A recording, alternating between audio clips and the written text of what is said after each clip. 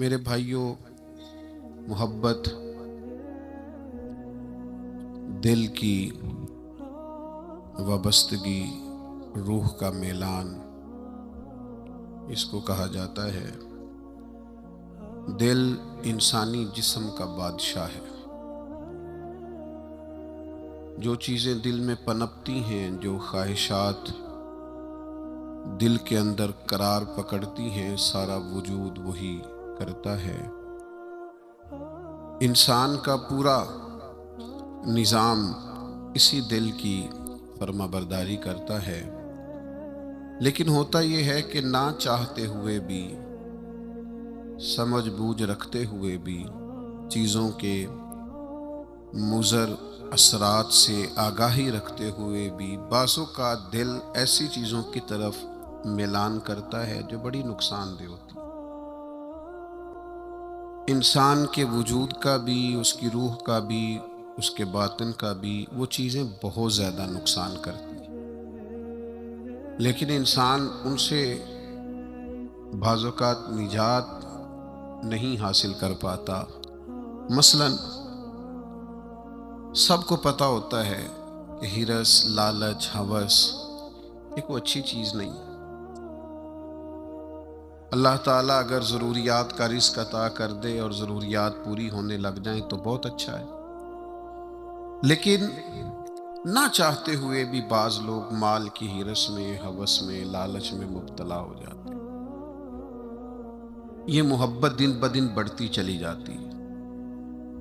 وہ خود اپنے آپ سے کئی دفعہ سوال کرتے ہیں کہ یا دل تو نے تو ایک دفعہ یہ کہا تھا کہ بس میری ضروریات پوری ہونے لگ جائیں، 2 وقت کی روٹی چلنے لگ جائے، بچوں کے اخراجات نکلنے لگ جائیں، سر چھپانے کو ایک مکان مل جائے تو کافی ہے، اب تو کدھر نکل گیا؟ بہت سارا اس سے بڑھ کر اللہ نے فضل کر دیا، خواہش سے بڑھ کر عطا کر دیا، لیکن کہیں ٹھہراؤ نہیں ہو پا رہا، دل روک نہیں رہا۔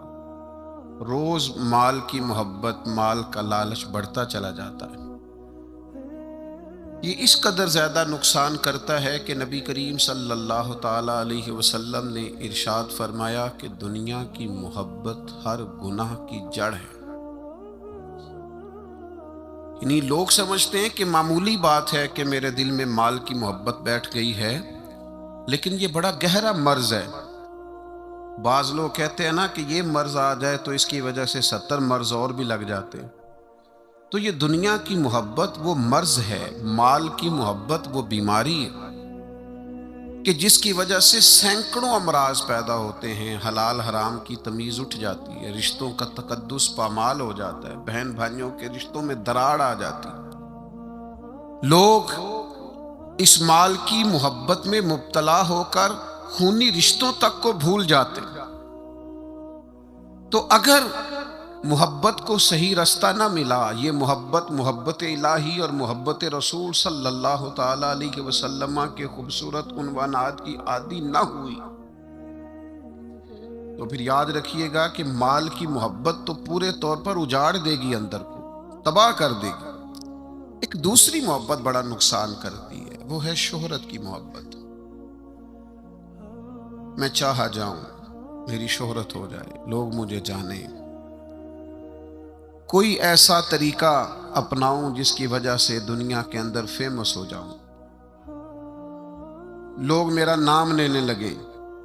آپ یقین کریں، سوشل میڈیا کے اوپر بڑے بڑے وزادار، بڑے بڑے باریش لوگ، بڑے بڑے اچھے اور اچھی قد و قامت اور اچھا نام رکھنے والے لوگ فقط مشہور ہونے کے لیے وہ حرکتیں کرتے پھرتے ہیں کہ کوئی بھی سنجیدہ آدمی دیکھے تو شرم سے اس کی نظر جھک جاتی۔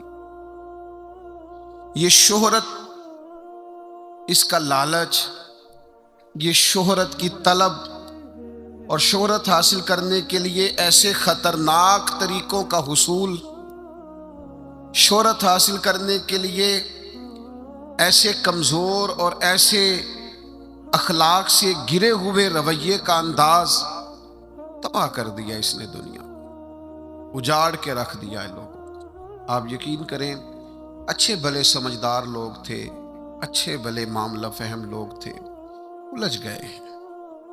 ذہن بن گیا ہے کہ بس جو کچھ ہے وہ یہی شہرت ہی ہے۔ او میرے بھائیو سنو، حضرت مولا علی شیر خدا فرماتے، مصنف ابن ابی شیبہ میں موجود ہے، حضرت مولا کائنات فرماتے ہیں اسے مبارک ہو جسے تھوڑے لوگ جانتے ہیں۔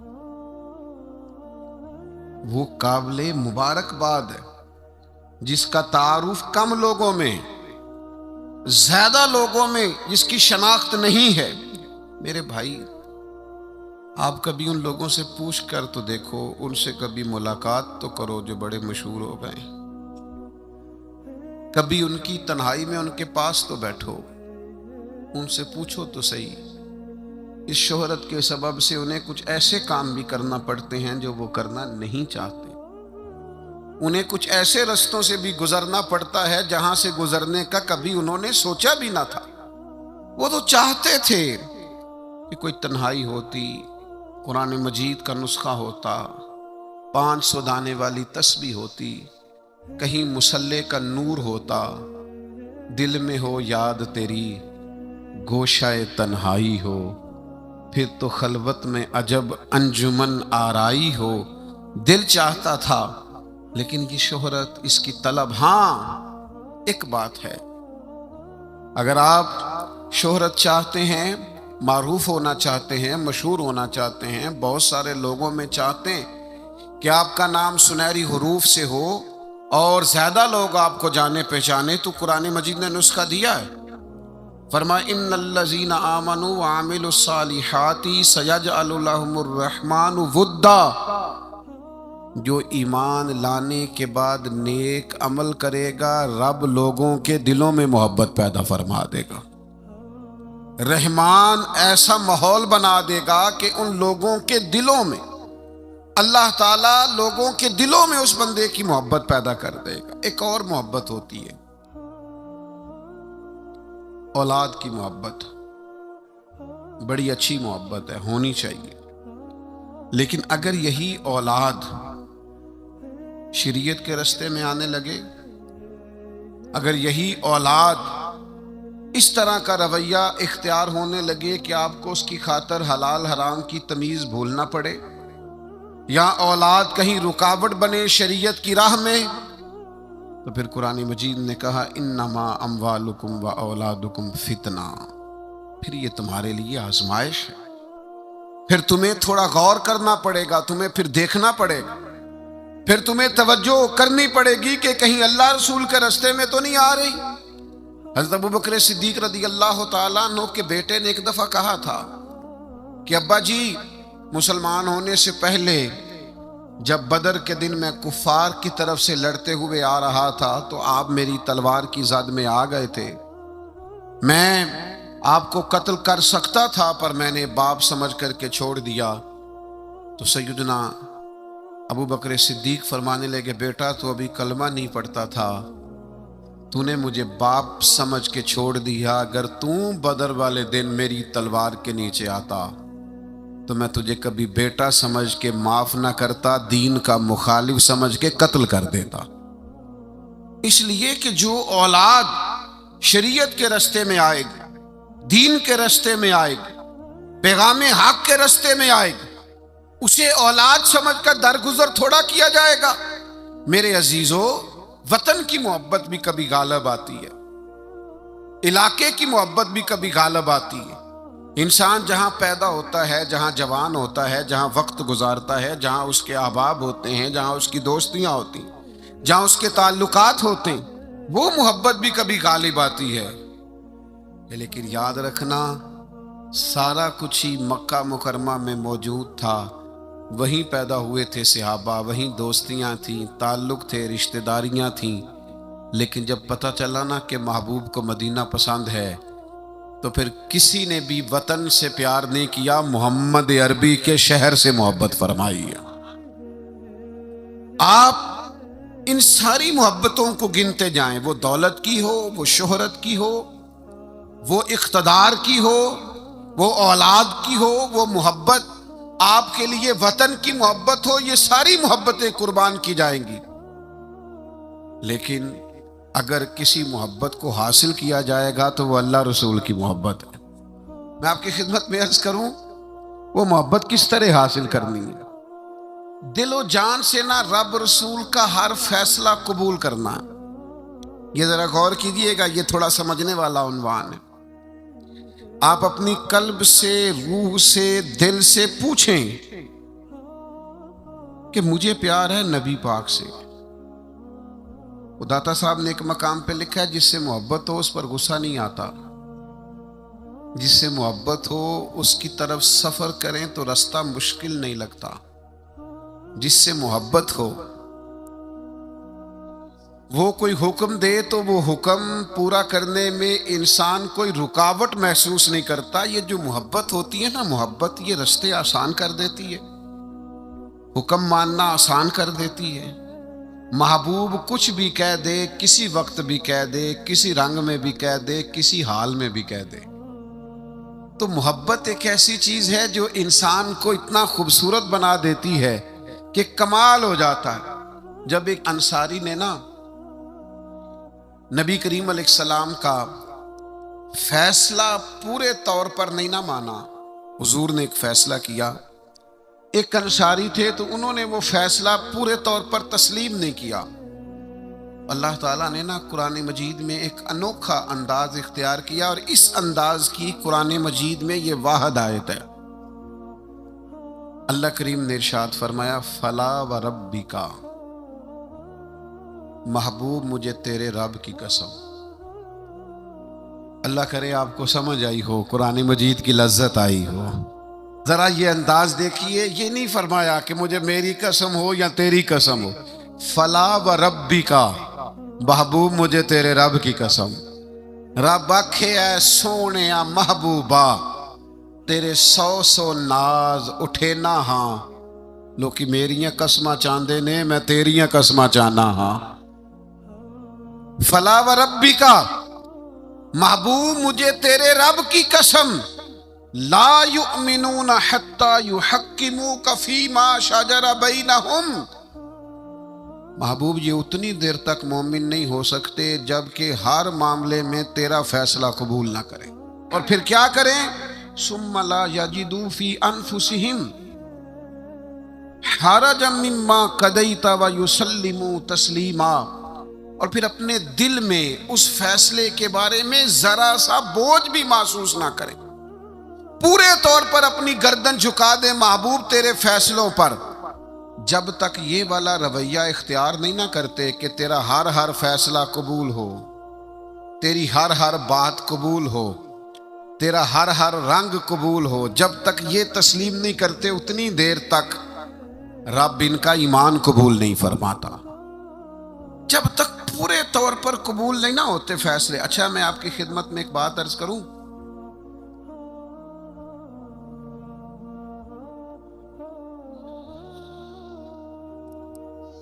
مسلمان دل و جان سے چاہتے ہیں کہ ہم نبی پاک کی غلامی کریں،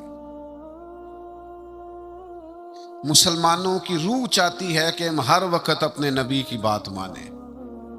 میں نے ایسے لوگوں کو دیکھا ہے جو بظاہر دین سے بڑے دور نظر آتے، جن کے بارے میں لوگوں کا خیال ہے کہ شاید بڑے گناہگار ہیں، نوجوان ہیں، دنیا دار ہیں، کچھ ایسے محکموں سے وابستہ ہیں جن کے بارے میں بعض اوقات بعض لوگ خیال کرتے ہیں کہ شاید یہ بالکل دین سے دور ہے۔ لیکن میں نے ہر قسم کے لوگوں میں وقت گزارا ہے، نوجوانوں کے ساتھ سفر کیے ہیں، ان کے بیچ بیٹھ کر ٹائم گزارا ہے۔ میں آپ کو سچ کہتا ہوں، تجربے کے بعد کہتا ہوں، سمجھ بوجھ کے کہتا ہوں، کلین شیو والے نوجوانوں کی آنکھوں میں حضور کی محبت کے لیے آئے ہوئے آنسو دیکھ کے کہتا ہوں، چڑھتی جوانیاں جو مدینے کے لیے تڑپتی ہیں، ان جوانیوں کے دامن سے پھوٹنے والی ضیائیں دیکھ کر کہتا ہوں، چاہتے ہیں مسلمان حضور کی غلامی کریں، صرف مسئلہ پتہ کتنا ہے؟ بارش کا پہلا قطرہ نہیں بنتے، قدم نہیں اٹھاتے، فیصلہ نہیں کرتے، اپنے اندر وہ جو ولولہ ہے، وہ جو شوق ہے، اس کو نہ عملی جامہ نہیں پہناتے. آپ کے اندر تڑپ ہے، بس آپ شروع کریں. چھوڑیں آپ کسی سے پوچھنا کیوں ہے، بس شروع کر دیں درود و سلام پڑھنا. چھوڑیں ماحول کو کیا دیکھنا ہے. اگر آپ کو پتہ چل گیا ہے کہ محبوب کو داڑھی والا چہرہ پسند ہے تو پھر کسی کو پسند ہو نہ ہو، رنگے چمن پسند نہ پھولوں کی بو پسند، ہم کو ہے وہ پسند جسے آئے تو پسند. پھر فیصلہ کریں، پھر توجہ کریں. نبی پاک علیہ الصلوۃ والسلام کبھی اشارتاً بھی کوئی بات کرتے نا. اچھا، میں بہت سارے صوفیاء کو جب پڑھتا ہوں نا، اور بالخصوص عاشقوں کی داستانیں پڑھتا ہوں، تو جو رنگ عاشقوں نے پیش کیا ہے نا، وہ کسی اور کے بس کی بات ہی نہیں. یہ جو عشاق ہوتے ہیں نا، عشاق، ان کے نا ذرا انداز ہی تھوڑے نرالے ہوتے ہیں. الٹی ہی چال چلتے ہیں دیوان گانے عشق، یہ آنکھوں کو بند کرتے ہیں پر دیدار کے لیے. الٹی ہی چال چلتے ہیں دیوان گانے عشق، آنکھوں کو بند کرتے ہیں پر کس کے لیے؟ دیدار کے لیے. باقی ایک پنجابی شاعر نے بھی کہا ہے، میرا کوئی ضروری نہیں آپ سارے شعراء سے اتفاق ہی کریں، لیکن اس نے کہا ہے عقل اتنی بری چیز نہیں، پر اس نے کہا ہے عشق دے چلے ہی نمبر لے گئے. میں نے نہیں کہا، کسی کی بات سنا رہا ہوں. وہ کہتا ہے عشق دے چلے ہی نمبر لے گئے، عقل منداں تے ایویں ہی، عقل منداں تے ایویں ہی عمراں گالیاں. عشق دے چلے ہی وہ نمبر لے گئے. اور اقبال بھی کہتے ہیں بے خطر کود پڑا آتش نمرود میں عشق. اتنی بڑی آگ، اوپر سے پرندہ بھی گرے تو جل جائے، لیکن جناب ابراہیم نے 1 منٹ نہیں لگایا سوچنے پر، بے خطر کود پڑا آتش نمرود میں عشق. عقل تھی محو تماشائے لبے بام ابھی، اور پختہ ہوتی ہے اگر مصلحت اندیش و عقل. عشق ہو مصلحت اندیش تو ہے خام ابھی. سوچ سمجھ کے چلے نا، عقل تو پختہ ہوتی ہے، پکی ہوتی ہے، تو عشق سوچ سمجھ کے چلے تو ابھی کچا ہے. عشق سوچ سمجھ کے فیصلہ کرے تو ابھی پلپلا ہے، ابھی رستے میں ہے. عقل آخدی چگے نو سام کے رکھ، اپنا آپ سمیٹنا چاہیے. تے عشق آخدہ چگے دا کی کرنا ہے، چگا بال کے سیکنا چاہیے. یہ جو لوگ ہوتے ہیں نا محبت والے، ان کے نرالے انداز ہوتے ہیں. حضرت جناب سیدنا عبداللہ ابن رواحہ رضی اللہ تعالیٰ عنہ جمعہ پڑھنے آئے مسجد نبوی میں. حضور نے کسی صحابی سے فرمایا بیٹھ جاؤ. یہ دوران گفتگو کبھی کبھی نظم و ضبط ٹھیک کرنے کے لیے کسی کو متوجہ کرنا پڑتا ہے. کبھی کبھی میں بھی پیار سے کہہ دیتا ہوں موبائل والے بھائی، یہ کہنا پڑ جاتا ہے. پھر کسی دفعہ اثر بھی ہوتا ہے کہ یار کوئی مطلب ناراض ہی نہ ہو جائے، یہ کہنا پڑ جاتا ہے. تو اب میں تو اس لیے کہتا ہوں کہ موبائل والے بھائی کہوں گا تو کوئی ناراض نہیں ہوگا، اس لیے کہ سارے ہی موبائل والے بھائی کے، اس میں ناراضگی والی یہ کسے باشد ہے، سارے ہی موبائل والے بھائی ہیں، کوئی انشاءاللہ بگڑے گا. بہرحال آپ توجہ کریں میری بات پر. تو کبھی کبھی نظم و ضبط ٹھیک کرنے کے لیے کہنا پڑتا ہے. تو حضور نے فرمایا بیٹھ جاؤ. کہہ دیا کسی کو. حضرت عبداللہ بن رواحہ رضی اللہ تعالیٰ عنہ مسجد نبوی شریف کے دروازے پہ تھے، ان کے کانوں میں آواز گئی، وہیں بیٹھ گئے. نبی پاک صلی اللہ تعالیٰ علیہ وآلہ وسلم نے نماز کے بعد فرمایا عبداللہ وہیں بیٹھ گئے، حضور آپ نے کہا نہیں تھا. تو جو نبی پاک علیہ السلام نے اس پر تبصرہ کیا ہے نا، اسے ابن حجر اسقلانی نے لکھا ہے. حضور نے کسی سے کہا بیٹھ جاؤ، حضور نے کسی سے کہا بیٹھ جاؤ، پر محبت رسول کا عالم دیکھو. حضرت عبداللہ ابن رواحہ دروازے پر بیٹھ گئے، چونکہ حضور نے نام نہیں نہ لیا، وہ وہیں بیٹھ گئے. تو حضور علیہ الصلوۃ والسلام نے کیا تبصرہ کیا؟ اللہ کے محبوب فرمانے لگے اللہ تعالی تمہاری اللہ رسول کی فرما برداری کی ہرس میں اللہ اور اضافہ کر دے۔ یہ جو تمہارے اندر ہرس ہے نا کہ میں نے رب رسول کی فرما برداری کرنی ہے، عبداللہ میری دعا ہے اللہ اس ہرس میں اضافہ کر دے۔ ہرس بڑے ہیں، انسان بڑی چیزوں کا حریص ہے، پر حضور فرما رہے ہیں میرے صحابہ رب رسول کی فرما برداری کے حریص ہیں۔ یہ ہرس کرتے ہیں کہ زیادہ سے زیادہ غلامی ہو، زیادہ سے زیادہ فرما برداری کریں، زیادہ سے زیادہ محبوب کے نقش قدم چلیں۔ میرے دوستو، اسی طرح ایک صحابی اور تھے، حضور نے فرمایا بیٹھ جا، تو مسجد کے باہر ہی بیٹھ گئے۔ ان کا نام تھا آس۔ حضور نے فرمایا کہاں تھے بھائی، نماز میں نظر نہیں آئے۔ یا رسول اللہ وہ آپ نے فرمایا نہیں تھا بیٹھ جاؤ۔ اچھا حضور نے کسی اور سے کہا، پر سانو قید سجن دا گہنا ہے۔ حضور نے کسی اور سے کہا، وہ دروازے کے باہر بیٹھ گئے۔ تو نبی کریم صلی اللہ تعالی علیہ وسلم نے فرمایا آس کہاں تھے؟ حضور میں دروازے کے باہر بیٹھ گیا۔ تو حضور مسکرائے، فرمایا تم آس نہیں ہو، تم تو مطیع ہو، تم تو فرما بردار ہو۔ آج سے تمہارا نام مطیع ہے، فرما برداری کرنے والا ہے۔ تم ایسے فرما بردار ہو کہ میں کسی اور کو اشارہ کروں۔ تم اتنے محبت کرنے والے ہو، تم سمجھتے ہو میرے محبوب کی بات ہے نا تو مجھے بھی آگے بڑھ کے قبول کرنی چاہیے۔ میرے عزیزو، میں نے کہا ہم چاہتے ہیں حضور کی محبت کے مطابق عمل کریں، لوٹ آئیں، لیکن ہم نا بارش کا پہلا قطرہ نہیں بنتے، فیصلہ نہیں کرتے۔ آگے بڑھوں، ہمارے ضمیر جاگ گئے ہیں، پتہ ہمیں چل گیا ہے کہ حال نہ جمہوریت، نہ ڈکٹیٹرشپ، نہ صدارتی نظام، نہ فلانا نظام۔ پتہ ہمیں چل گیا ہے کہ جینے کی طرف دیکھ، نہ مرنے کی طرف دیکھ، جب چوٹ لگے دل پر تو مدینے کی طرف دیکھ۔ پتہ ہمیں چل گیا ہے کہ نجات حضور کے قدموں میں ہے، سمجھ ہمیں آ گئی ہے کہ نجات نبی پاک کے قدموں میں ہے، لیکن ہم پتہ کیا کرتے ہیں، ہم نہ وہیں الجھے رہتے ہیں، بات کو سمجھتے نہیں، آگے بڑھتے نہیں۔ ضمیر جاگ گیا ہے، فیصلہ نہیں کرتے، چلو پورے ملک میں تو دین نافذ ہوگا، انشاءاللہ ہوگا، اپنے 6 فٹ کے قد پہ نہ نافذ کریں، اپنے گھر پہ نہ نافذ کریں، اپنے دفتر پہ نہ نافذ کریں، اپنے ادارے میں نہ نافذ کریں، اپنے یاروں میں نہ نافذ کریں۔ یہاں سے تو شروع کریں نا، یہاں سے تو آغاز کریں۔ آپ یقین کریں، 5 دوست اگر آپ کہیں اکٹھے ہیں نا، 5 دوست، ایک دوست شروع کر دے جب بھی ملاقات ہو نبی کریم کی کوئی حدیث بیان کرے، ایک دوست کہنا شروع کر دے یار آؤ نا نماز پڑھنے چلے، ایک، دیکھو میں نے 5 میں سے ایک کہا ہے، ایک کہنا شروع کر دے یار بس آپ جھوٹ نہیں بولنا یار، بس بڑا ہو گیا۔ ایک صرف ان میں سے پیغام دے کہ نہیں یار دھوکہ دہی نہیں کرنی۔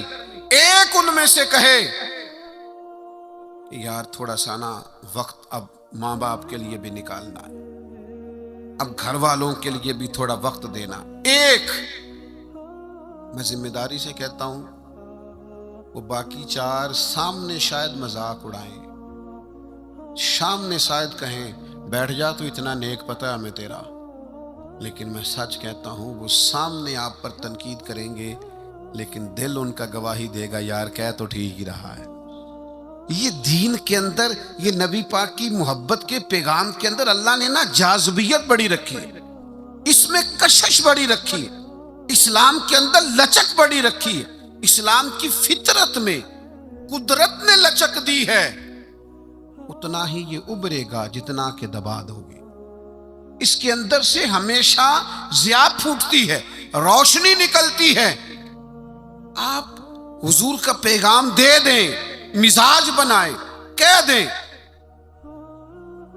آپ یقین کریں بڑا لطف آئے گا، بڑا مزہ آئے گا، اس کے اندر بڑا کرم ہوتا ہوا آپ کو دکھائی دے گا۔ آپ محسوس کریں گے کہ میرے کہہ دینے سے انقلاب آ گیا، بہتری آ گئی۔ آپ اس پیغام، اور یہ سب کے لیے بنائیں آپ، یہ کسی کے حق میں بھی کوئی بھی سامنے ہو، آپ کا نعرہ ہمیشہ محبت رسول کا ہونا چاہیے. وہ دوستوں کی محفل ہو، گھر میں ہو، دفتر میں ہو. بات ایک صحابی تھے حضرت برا بن مالک، نوجوان تھے. اچھا، جس طرح سیر کرنے کا مزہ جوانی میں ہے نا، کپڑے پہننے کا لطف جوانی میں ہے، سفر کرنے کا ذائقہ جوانی میں ہے، چلو مجھے کہہ لینے دو، کھانے پینے کا لطف بھی جوانی میں ہے. جس طرح دوستوں کے ساتھ آنے جانے، بیٹھنے، گپ شپ کرنے کا لطف جوانی میں ہے. او میرے بھائیوں، حضور سے عشق کرنے کا مزہ بھی جوانی میں ہے. یہ کبھی جوانی میں لگ جائے نا، عشق لگا سی کھیڈاں کھیڈ دینوں. کوئی نہیں سمجھ آئی آپ کو؟ اگر آئی ہوتی نا تو یقین کرو آپ کو سمجھ آ جاتی. اگر یہ سمجھ آئی ہوتی تو آپ کو سمجھ آ جاتی. عشق لگا سی کھیڈاں کھیڈ دینوں، مینوں کھیڈاں بھل گئیاں. میں تے کجل پایا سی یار دے ویکھنے نوں، پھر میں او دی یاد وچ ہی روندیاں ڈل گئیاں. حیدر شاہ اس گلی کدے نہ رول دی، پر ہن تے رول دی رول گئیاں. مجھے کچھ دوست کہتے ہیں کئی دفعہ، آپ تھکتے نہیں؟ کبھی آپ بلوچستان میں ہوتے ہیں، کبھی آپ سندھ میں ہوتے ہیں، اگلے دن پتہ چلتا ہے کہ آپ لاہور کی کسی تقریب میں شریک تھے، پھر کچھ دنوں کے بعد ہمیں خبر آتی ہے کہ یہ تو بہاول پور پہنچ گئے. تو آپ تھکتے نہیں؟ تو میں کہتا ہوں کہ کبھی عرش پر، کبھی فرش پر، کبھی در بدر، کبھی ان کے در. غم عاشقی تیرا شکریہ میں کہاں کہاں سے گزر گیا، اور عدم سے لائی ہے ہستی میں آرزو رسول. کہاں کہاں لیے پھرتی ہے جستجو رسول. پر ایک شوق ہے ان سارے سفروں کا، ان ساری صحبتوں کا. میں اب آ کے یہ کیفیت ہوئی ہے کہ کبھی کمر درد کرتی ہے، کبھی پٹھوں میں تکلیف ہوتی ہے، کسی وقت آنکھوں میں تکلیف ہو جاتی ہے. تو یہ سارے سفر، یہ ساری جد و جہد، کسی وقت عرض کرتا ہوں محبوب کی بارگاہ میں کہ عدم سے لائی ہے ہستی میں آرزو رسول. ہمیں کہاں کہاں لیے پھرتی ہے جستجو رسول. بس اتنی آرزو ہے کہ عجب نظارہ ہو میدان حشر میں بے دم، کہ سب ہوں پیش خدا اور میں روبرو رسول.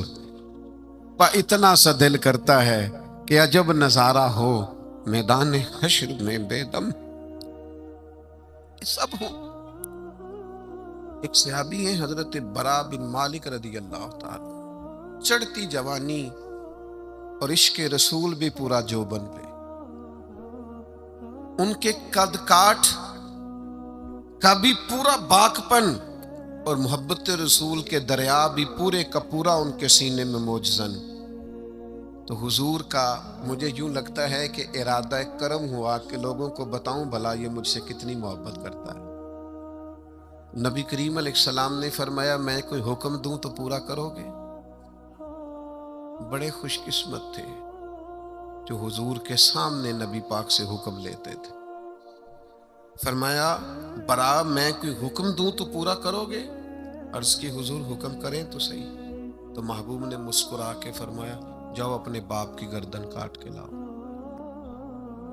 تلوار تھامی اور دوڑ پڑے، بھاگے. کریم محبوب فرمانے لگے جاؤ اسے پکڑ لو ورنہ یہ سچ مچ باپ کی گردن لے آئے گا. ان کو صحابہ پکڑ کے لائے تو محبوب فرمانے لگے وہ تو ایک بات گویا آزمانے کو کی تھی، میں کوئی رشتے توڑنے تو نہیں آیا دنیا میں تو رشتے جوڑنے آیا.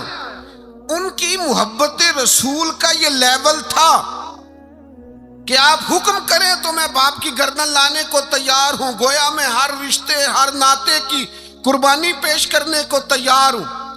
یا رسول اللہ مجھے صرف آپ چاہیے. ان کی محبت کا یہ لیول تھا. اور اس لیول پر انہیں اجر کیا ملا؟ جب وہ بیمار ہوئے تو محبوب تیمارداری کے لیے گئے. میں نے سنا ہے وہ بن سنور کر میری عیادت کو آ رہے ہیں.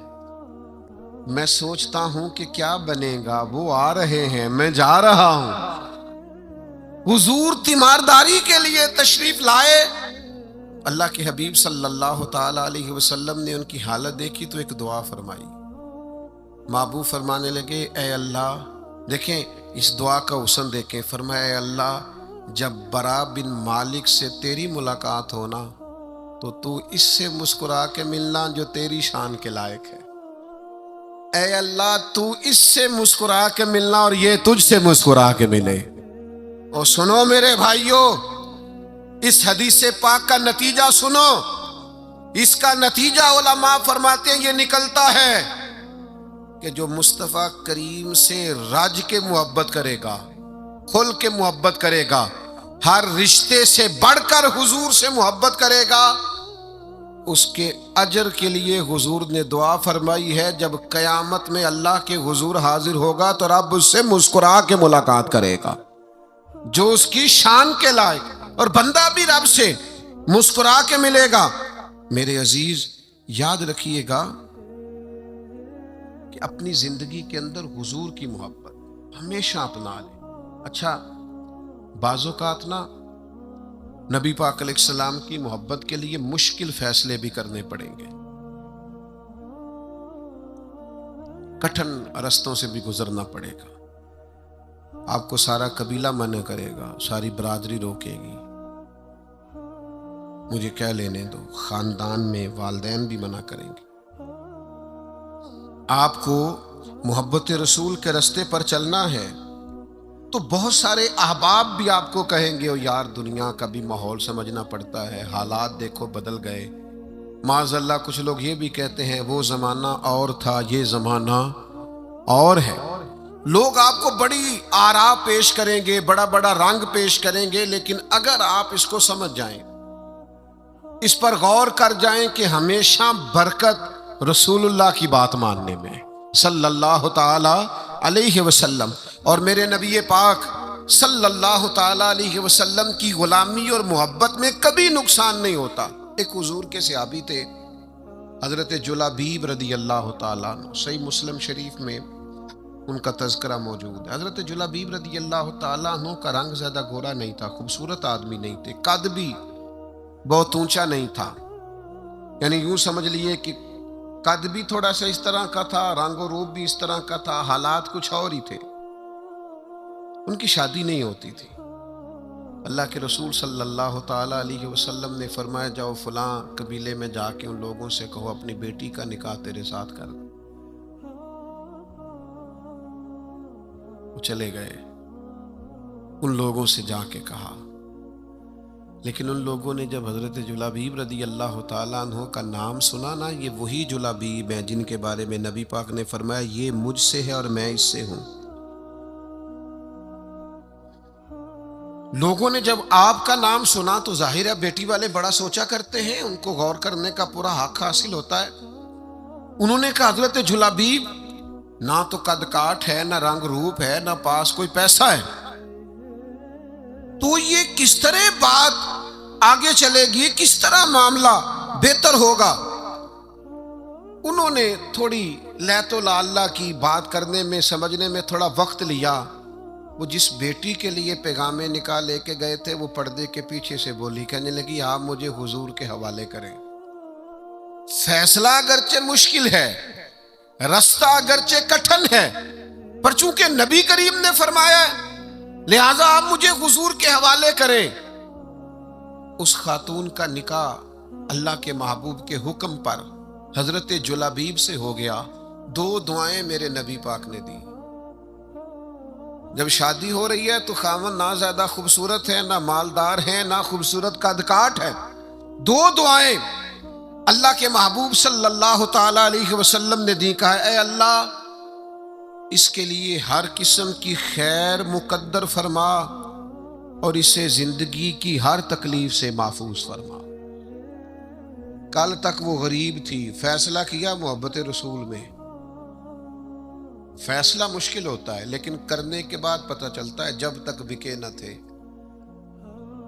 کوئی پوچھتا نہ تھا، تو نے خرید کر ہمیں انمول کر دیا۔ اور میں نے بڑا پہلے ایک شخص سے کہا تھا ایک امیدوار تھے اسمبلی کے، تو مجھ سے ملے تو مجھے کہنے لگے آپ تو توجہ ہی نہیں کر رہے، لوگ ہمیں بھی بڑے ووٹ دیتے ہیں۔ میں نے کہا آپ کو ووٹ دیتے ہیں، ہمیں تو جان دیتے ہیں۔ آپ کا ہمارا بڑا فرق ہے، تو آپ جو بات کر رہے ہیں وہ ٹھیک ہوگی، لیکن جب تک بکے نہ تھے کوئی پوچھتا نہ تھا، تو نے خرید کر ہمیں انمول کر دیا۔ نبی پاک نے دعا دی، اے اللہ خیر مقدر کرنا، ہر تکلیف سے محفوظ رکھنا۔ صحابہ فرماتے ہیں پھر اسی خاتون کو ہم نے دیکھا، نہ مدینے میں انصار میں اس سے زیادہ کوئی مالدار خاتون تھی اور نہ اس سے زیادہ خرچ کرنے والی کوئی خاتون تھی۔ آپ کو محبت رسول میں وقتی فیصلہ کرنا مشکل لگے گا، لیکن یاد رکھنا میرے بھائی، پھر محبت رسول بعد میں جو انسان کے لیے وسعتیں پیدا کرتی ہے نا، اپنے لب و لہجے میں کہوں، پھر حضور سے پیار کرنے والوں کی جو موجیں لگتی ہیں نا، پھر جو کرم ہوتا ہے نا، خدا جانے بلندی ہے کہ پستی پر جہاں میں ہوں وہاں کوئی نہیں ہے، پھر وہ جو نتیجہ نکلتا ہے وہ بڑا شاندار ہے۔ اگرچہ وقتی طور پر کچھ چیزیں مشکل محسوس ہوتی ہیں، لیکن پھر کرم ہو جاتا ہے۔ ایک صحابیہ تھی حضرت فاطمہ بنت قیس، ان کے لیے بھی مشکل تھا نکاح کا فیصلہ کرنا، لیکن ان کو پتا چلا نا کہ نبی پاک کی خواہش ہے کہ میں اسامہ بن زید سے نکاح کر لوں، تو انہوں نے فوراً جناب اسامہ بن زید سے نکاح کر لیا۔ حضور کی خواہش کو پیش نظر رکھا۔ دو تین چیزیں ہمیں سمجھنی ہے، بس بات سمیٹنے لگا ہوں۔ ایک تو جہاں جہاں نبی پاک نے حد بندی کی ہے نا، اس حد بندی کو کبھی نہیں توڑنا۔ جو حدود، جو دائرے، جو قوانین نبی کریم نے بیان فرما دیے ہیں، ان سے کبھی تجاوز نہیں کرنا۔ دیکھو سونے کی انگوٹھی حضور نے مرد کو حرام قرار دی، سارا زمانہ بھی کہے تو یہ ہاتھ پر پہننی نہیں چاہیے۔ کچھ چیزیں ہیں جن میں حضور نے نا حد بندی کر دی۔ پیتل تانبا مرد کے لیے نہیں جائز، نہ پہنے آپ، ریشم کا لباس نہ پہنے۔ جہاں حضور نے تعین کر دیا حدود کا، آپ کوئی اتنا مشکل مسئلہ نہیں ہے۔ آپ اس پہ، ایک صحابیہ تھیں، ان کا سگا بھائی انتقال کر گیا، تو نبی پاک علیہ السلام نے حکم دیا ہے کہ کسی کا بھی سوگ 3 دن سے زیادہ نہیں کرنا، سوائے اس عورت کے لیے جس کا خامد چلا جائے وہ عدت پوری کرے۔ تو صحابیہ 3 دن کے بعد اٹھیں، خوشبو لگائی، دھلے ہوئے کپڑے پہنے، وقتی طور پر اس وقت جو مروج زینت تھی وہ زینت اختیار کی، اور پھر کہنے لگی مجھے اس زینت کی ضرورت نہیں تھی، پر چونکہ نبی پاک نے فرمایا 3 دن سے زیادہ سوگ نہیں کرنا، لہٰذا میں اٹھ کے اس لیے کپڑے بدلے ہیں کہ میں کسی اور کی طرف نہیں دیکھنا چاہتی، مدینے والے محبوب کی شریعت کی طرف دیکھنا چاہتی ہوں۔ جو حدود نبی پاک صلی اللہ علیہ وسلم نے ہمارے لیے مقرر فرمائی ہیں، ان سے کبھی بھی ہم نے تجاوز نہیں کرنا۔ دوسری بات یہ ہے کہ محبت رسول کا ہم سے تقاضا یہ ہے کہ جب رب رسول کو راضی کرنا ہو نا، پھر اپنی ذات نہیں دیکھنی، میرا قد بہت بڑا ہے تو فلاں سے معافی مانگوں، میں اتنا بڑا آدمی ہوں تو اب میں جھک جاؤں، مجھے اتنے لوگ جانتے ہیں تو اب میں جناب تھوڑا سا اپنی گردن کو جھکاؤں۔ میں عاشق رسول میں نہیں ہوتی۔ عاشقان رسول کے اندر کسی قسم کی انا پرستی، عاشق لوگ تے رملے کملے، وہ تو بیچارے سیدھے سادے لوگ ہوتے ہیں، ان کے تو مزاج کے اندر فقیری ہوتی ہے، سادگی ہوتی ہے۔ حضرت خالد بن ولید فرماتے ہیں میرا اور جناب عمار ابن یاسر کا رضی اللہ تعالی عنہما، دونوں صحابہ جلیل القدر ہیں، عظیم مرتبے والے، جناب خالد بن ولید فرماتے ہیں کسی بات میں حضرت عمار ابن یاسر سے شکر رنجی ہو گئی، تو جناب عمار ابن یاسر حضور کی بارگاہ میں پہنچے، میں بھی پہنچا۔ فرماتے ہیں دونوں کی بات سن کے بس حضور نے اتنا کہا، کوئی فیصلہ نہیں فرمایا کہ اس میں غلطی پر کون ہے، حق پر کون۔ نبی کریم صلی اللہ علیہ وسلم نے بس اتنا فرمایا، یاد رکھنا جس نے عمار ابن یاسر کو ناراض کیا اس نے اللہ رسول کو ناراض کیا۔ بھائی اتنی بات حضور نے کر دی۔ حضرت خالد بن ولید سپہ سالار آدمی تھے، بڑے قبیلے کے تھے، بڑا قد کاٹ تھا، بڑا نام تھا، بڑی بلے بلے تھی، سیف اللہ ہے. لیکن آپ فرماتے ہیں چونکہ حضور نے فرمایا عمار ابن یاسر کو راضی کرو گے تو اللہ رسول راضی ہوں گے، فرمایا میں ان کے پیچھے پیچھے پھرنے لگا. میرے لیے ان کی رضا سے بڑھ کر کوئی اور رضا اور کوئی رضا حیدر شاہ اس گلی کدے نہ رول دی. پر ہن تے رول دی رول گئیاں جب نبی پاک نے فرمایا ہے کہ یہ رضا. دیکھیں نا، حضور نے حضرت اسامہ بن زید کو لشکر کا امیر بنایا تھا، حضور کا وصال ظاہری ہوا تو حضرت ابوبکر صدیق کو لوگوں نے مشورہ دیا کہ آپ اس نوجوان کو، یہ بالکل جوان ہے ابھی، بڑے بڑے کبار صحابہ موجود ہیں، کسی اور کو بنا دیں. فرمایا اسے پیچھے کروں جسے مدینے والے محبوب نے آگے لگایا ہے، بلکہ ان کو گھوڑے پہ سوار کر کے خود اسی گھوڑے کی لگام پکڑ کے جناب صدیق اکبر امیر المومنین پیدل چل رہے ہیں. اسامہ بن زید نے کہا امیر المومنین آپ اوپر آئیے. فرمایا تو اوپر ہی رہ جسے حضور نے امیر مقرر فرما دیا ہے. تو میرے بھائی آپ پھر یہ نہ محسوس کرے کہ میں بڑا چودھری ہوں، میرا بڑا قد کاٹ ہے. پھر ہم نے اپنا قد نہیں دیکھنا، محبوب پاک کی نظر عنایت کو دیکھنا ہے، حضور کی رضا کو دیکھنا ہے. یاد رکھیے گا ایک تیسری بات، ایک حدود کو نہیں توڑنا، ایک حضور کی رضا حاصل کرنے کے لیے اپنی انا نہیں سامنے آنے دینی. ایک تیسری بات اور، طرز زندگی سادہ اختیار کرنا ہے اگر حضور سے پیار کرنا ہے تو. بڑی ضروری بات ہے، بڑی ضروری. آپ سادہ غذا کھائیں، سادہ نشست، سادہ لباس، سادہ انداز گفتگو، لوگوں سے بلا تکلف ملاقات، آپ کے لب و لہجے میں کسی قسم کی تصنع نہ ہو، بناوٹ نہ ہو، تکلف نہ ہو. آپ اگر حضور کے غلام ہیں، نبی پاک سے محبت کرتے ہیں، تو پھر آپ کوئی کسی قسم کا اپنے لیے پروٹوکول نہ چاہیں. صحابی آئے تھے نا، عرض کی یا رسول اللہ میں آپ سے بڑا پیار کرتا ہوں. کیسا خوش بخت ہے، حضور کے سامنے اظہار محبت کر رہا ہے، میں بڑا پیار کرتا ہوں. تو حضور نے فرمایا سوچ کر کہو کیا کہہ رہے ہو. حضور بڑا پیار کرتا ہوں. فرمایا سوچ لے، حضور بڑا پیار کرتا ہوں. تیسری دفعہ محبوب نے فرمایا سوچ لے، حضور مجھے بڑا عشق ہے آپ سے. اللہ کے رسول نے فرمایا پھر تیاری کر لے، فقر تیری طرف دوڑ کے آئے گا، پھر تیری طرف غریبی آئے گی. جو مجھ سے پیار کرتا ہے اس کی طرف فقر آتا ہے. تو یہ یاد رکھیں کہ اسے صرف اور صرف پھولوں کی سیج نہ سمجھنا، اور فقر کی کئی قسمیں ہوتی ہیں، صرف پیسوں کی کمی فقر نہیں ہوتی. آپ کا طرز زندگی سادہ ہونا چاہیے، انداز فقیرانہ ہونا چاہیے، اٹھنا بیٹھنا سادہ ہونا چاہیے، کیونکہ یہ سادگی میرے نبی کی پسند ہے. ایک روایت مجھے یاد آ رہی ہے، میرا دل کرتا ہے آپ کو سنا دوں. کبھی کبھی نا کچھ فرمائشیں بھی ہوتی ہیں، آپ کا نہیں مجھے پتا، میں اپنی اماں سے فرمائش کیا کرتا تھا کبھی کبھار کوئی چیز اپنی مرضی کی کھانے کے لیے. اماں جی کبھی ساگ بنا دیو نا، تو کبھی ان سے کہتے تھے اسپیشل والا گڑ کھانا ہے. یہ دیہاتی ماحول بڑا شاندار ہوتا ہے. آپ کو پتا ہے نبی پاک کو مکے سے حضرت حلیمہ کے گاؤں میں کیوں بھیجا گیا تھا؟ اس لیے کہ مکے کے لوگ چھوٹے بچوں کو وہاں بھیجتے تھے، کہتے تھے فضا بھی خالص ہے، زبان بھی خالص. دیہاتوں کی زبانیں خالص ہوتی ہیں. کبھی کبھی نا فرمائشیں ہوتی ہیں ماؤں سے. حضرت سلمہ مومنوں کی ماں جناب ام سلمہ، ایک دن نا ان کے 3 بیٹے، روحانی بیٹے، ان کی خدمت میں آئے. کون کون؟ آپ نام سن کے بھی بڑے خوش ہوں گے. حضرت جعفر طیار ہے نا، حضرت علی کے بھائی، ان کے بیٹے عبداللہ بن جعفر آئے. اور پھر ان کی خدمت میں حضرت عبداللہ ابن عباس جو نبی پاک کے چچا جناب عباس ہیں، ان کے بیٹے عبداللہ آئے. اور ان دونوں کے ساتھ مولا علی کے لخت جگر امام حسن بھی آئے.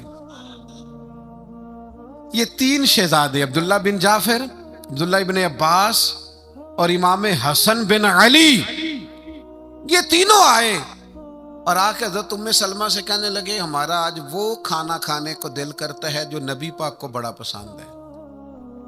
अम्मा जी हमारी माओ से बंदा फरमाइश कर लेता है ना, तो हमारी फरमाइश है वो वाला खाना बनाएं जो हुजूर को पसंद है। तो हजरत उम्मे सलमा ने ठंडी आह भरी, फरमाया बेटा वो बड़ा ही सादा है, खा लोगे? अम्मा जी खा लेंगे।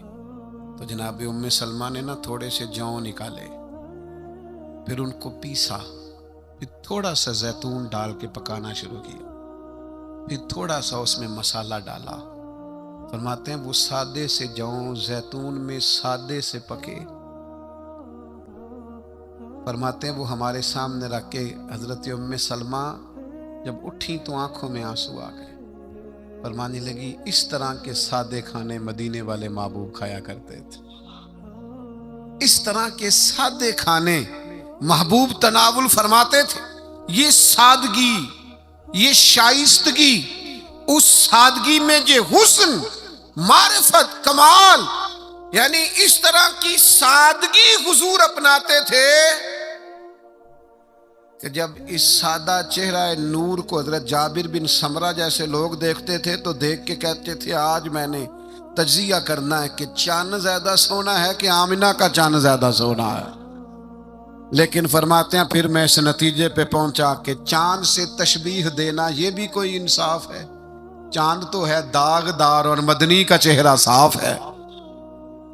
आपकी खिदमत में ये अर्ज करना चाहता हूं कि सादा तर्ज जिंदगी अपनाएं। हम सादे रहेंगे ना तो बहुत सारे चूल्हे ज्यादा जल जाएंगे, हम सादे रहेंगे तो बहुत सारे दोस्त कतराएंगे नहीं, हमारे महंगे कपड़े देख के कोई पूछेगा नहीं किन्ने दा लिहाज है। तो थोड़ा सादा जिंदगी अपनाएं और एक जो हुजूर ने हुदूद कायम कर दी हैं उन हुदूद का जरूर ख्याल करें। एक फैसला करें हुजूर की मोहब्बत में, आप फैसला करेंगे तो रास्ते आसान हो जाएंगे। एक ज़रूरी बात, नबी पाक अलैहिस्सलाम ना बहन भाइयों के माबैन मोहब्बत के बड़े कायल हैं, यानी जो मोमिनों का रिश्ता है ना आपस में, उसे भी हुजूर ने फरमाया मोमिन भाई भाई है। हुजूर कायल हैं बहन भाइयों के साथ जो ताल्लुक है आप बड़ा ज़बरदस्त करके और जिम्मेदारी से मियाँ बीवी के रिश्ते को निभाएं। माँ बाप का रिश्ता बहुत नाजुक है, उसे निभाएं, लेकिन बहन भाइयों को भी अल्लाह ने एक लड़ी में परोया होता है। एक भाई बैठा रहता था हुजूर की खिदमत में, दूसरे भाइयों ने आके शिकायत की या रसूलल्लाह हमें सारी मेहनत करनी पड़ती है। अल्लाह के हबीब फरमाने लगे तुम्हें जो रिस्क मिलता है वो भी इसकी बरकत से मिलता है। तो बहन भाइयों के मामले में थोड़ा अपने आप को, जब हजरत शीमा जनाबे हलीमा सादिया की बेटी आई हैं तो नबी करीम ने फरमाया मेरी बहन आई है, हालांकि वो रज़ाई बहन थी। और उस बहन ने जब सिफारिश की कि या रसूल अल्लाह सल्लल्लाहु अलैहि वसल्लम मेरे सारे कबीले को छोड़ दें, अगरचे उस कबीले को बड़ी मुश्किल से फतह किया गया था, हुजूर ने किसी से मशवरा ही नहीं किया, फरमाया बहन ने कहा है लिहाजा सारे ही आज़ाद है। तो इस रिश्ते में मुझे ख़ास सवाल किया गया था, इसलिए मैंने अर्ज़ कर दिया। अल्लाह हमारी हाज़री को कबूल फरमाए।